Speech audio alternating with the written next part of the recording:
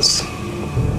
Everybody calls me Bone. I've been there for pretty much my whole banging career. I started really trying to search out how did this get started. I'm saying, how did we go from being brothers to kill that nigga?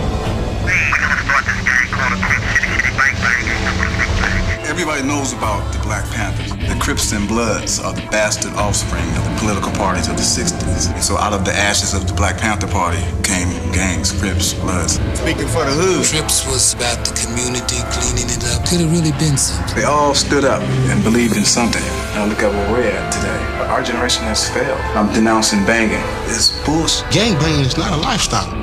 It's a death style. The divine and esoteric origin of thug and gangster culture. The word thug comes from India, the Thuggis, Thagati, meaning to cover or to hide or to deceive. You may remember the Thuggis from Indiana Jones in the Temple of Doom. The Thuggis were actually fighting against the British colonial takeover of India and murking fools and offering them to Kali Ma. This is the origin of the word thug. The origin of the word gang. And gangster comes from Ganges, from the Ganges River. We say that ganja or marijuana first originally grew from the Ganges River.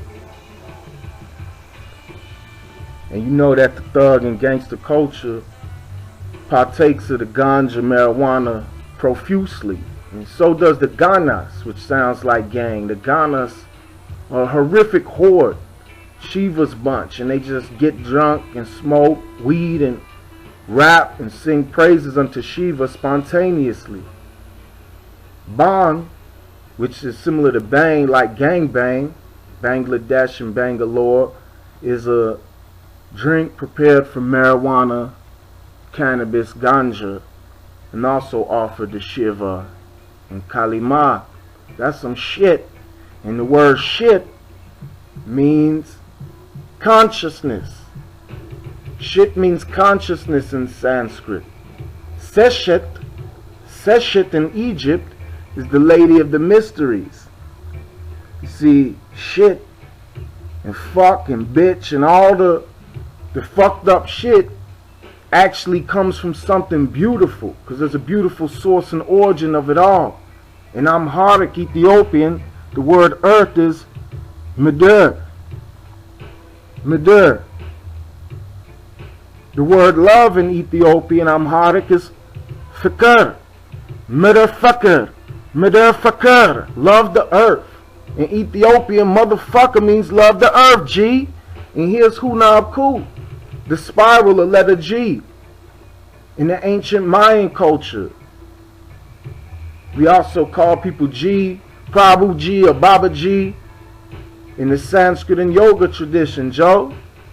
And Joseph had a coat of many colors in the Bible. And Joseph, he was sold into slavery by his own brothers. And we know the same thing happened to the thugs and the gangsters in America. Homie.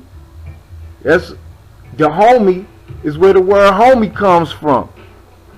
You see, all of this stuff, it's no coincidence, homie. All my niggas know Negus and Nagas, King of Kings. Negus and Nagas means King of Kings. Niggas means king. Nagas is cobra or snake. The Nagababas is these dreadlock brethren who cite up Shiva and partake of herbals. The word pimp comes from Pimpamsi in the Andinkra symbols. This also symbolizes protection, and them pimps be protecting the hoes. The 6-point star symbolizing many things. Saw it in the Flower of Life breakdown there. But it's also for the GD Nation. Also with the trishul, the trishul, the trident. Somehow in the gangster nation, all of this science of the 6-point star of male uniting with female, Shiva with Shakti, heaven with earth, has came forth. in the symbolism. You have the crescent moon that adorns Shiva's head, and the 5-point star. The 5-point star with its angles that all add up to 9. The 5-point star symbolizes fire, earth, water, air, and ether. The 5 basic elements that make up creation. It also can symbolize arm, leg, leg, arm, head, or Allah, or the body of man. See these symbols, the all-seeing eye and the pyramid, they're all a part of this gangster symbolism. The black stone for the black peace stones. It's all linked. These spiritual systems are linked up with the gangster and thug systems. See brethren with the fez there, and with the doggone and Senegal hats. Now you see Kalima with the trishul or the trident. See these pitchforks all over the hood. You can see them all over the garages and spray painted all over all types of shit. Then you have the shepherd's crook or the cane, symbol for the awakened Kundalini. And then the top hat, of course, that's Sahasrara Chakra. Then you have these gang signs. But in yoga, we have mudras. We do signs with our hands. Same way. But somehow, in gangster culture, we doing signs with our hands.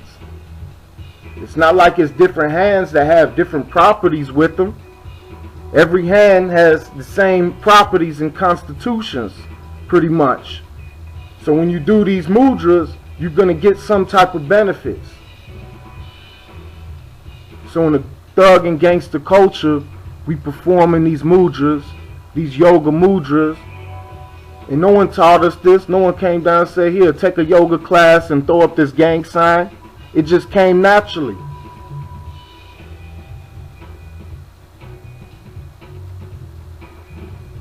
Somehow, in our culture, the origins are coming through and showing forth. You have the gangster bitch, Sekhmet, the wild, terrifying goddess in the Egyptian tradition, in the Tamaray tradition. In India, you have Kali Ma, the wild, she a wild bitch. She'll tear some shit up. The head bitch. Then we have totems. In old school culture, we make dogs, people into dogs and people into cats. Now we be calling people cats. Hey, this cat said that. Hey, yo, what up, dog? Where my dogs at? Hey, these pigeons. Man, I can't fuck with these pigeons or these rats. Oh, yeah, she a cougar. You know what I'm saying? We got totems same way. My gorillas will get at them fools, you know what I mean?